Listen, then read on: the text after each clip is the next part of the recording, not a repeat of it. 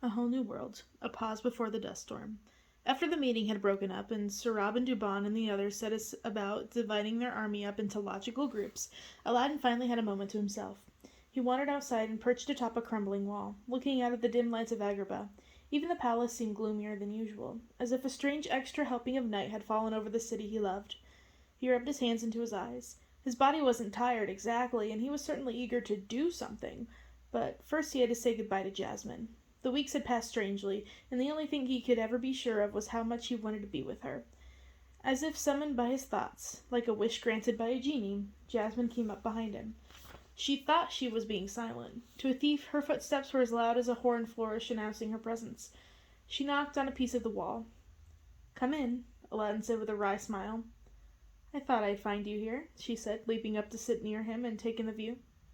"So, royal princess, excuse me, Sultana Jasmine, coming to admire your soon-to-be kingdom?" he asked with a smile. "Yes, I want to make some changes.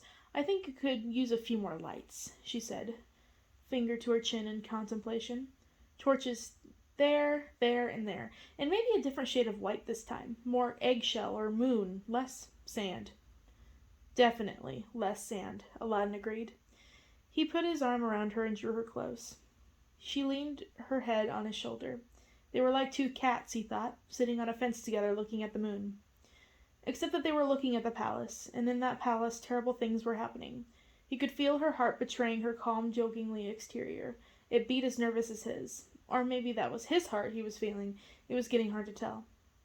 "We have to get Maruf and Ahmed and Shireen," she murmured. "The rest of it, if we fail, we can try again later, but we cannot fail them." "I know," Aladdin said, his arm tightening around her.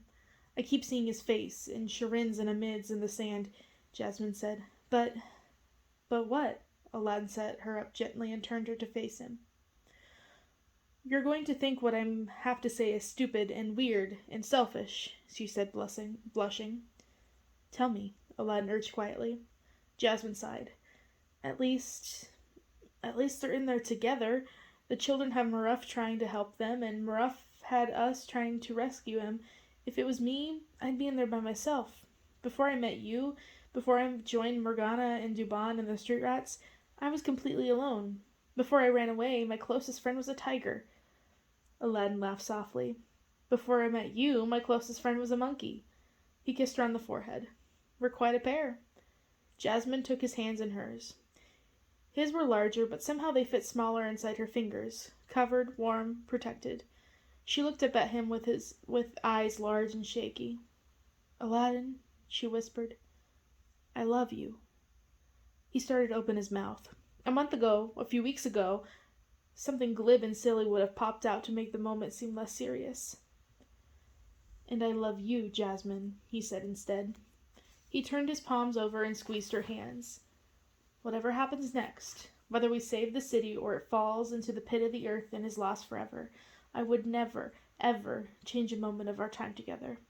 You are the best, the only good thing that has happened in my life." A half-asleep Chitter came, annoyed, out of a shadow in the rocks. "Except for you, Abu," Aladdin said, smiling. Jasmine smiled too.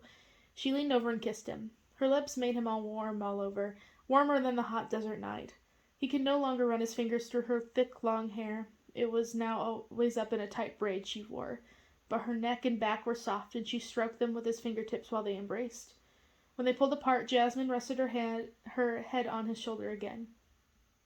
"And now all of your friends are my friends, too. Suddenly, I have friends." Aladdin snorted. "They didn't become my friends again until you came along. You kind of helped us bury the hatchet, with, all the unimportant stuff about saving the kingdom and feeding hungry people." Jasmine smiled. "Yes, well, I wouldn't have known about the hungry people if it wasn't for you and them. I'll bet there's a lot more about Agrabah I don't know.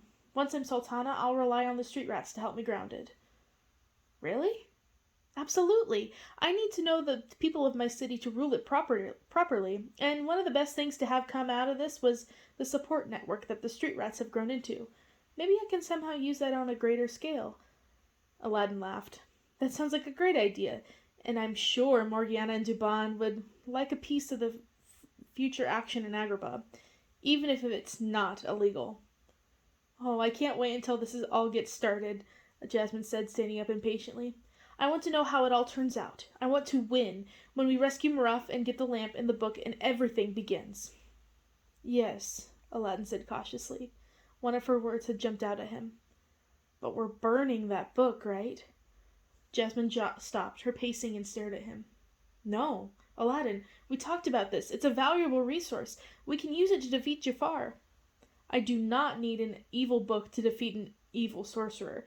That even sounds like a bad idea. You sound like one of the suspicious anti-magic old folk, Jasmine pointed out.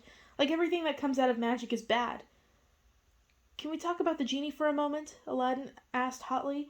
He doesn't seem evil at all, but the moment he appears in our world, his powers are used to do terrible things. He's not bad and his magic isn't bad, but other people are. I'm not Jafar. No, but you're human, Jasmine. What if someone managed to convince you that the people really would be safer and healthier if we kept the peacekeeping patrols going? What if a grieving mother begged you to bring her dead child back, even as a ghoul? Wouldn't you do it? They were very close, looking at each other's eyes. Jasmine had her hands on her hips. Aladdin had his hands clenched into knots. Morgana appeared below them. Her footsteps were, of course, silent. She saw the two, heard the silence, and coughed nervously.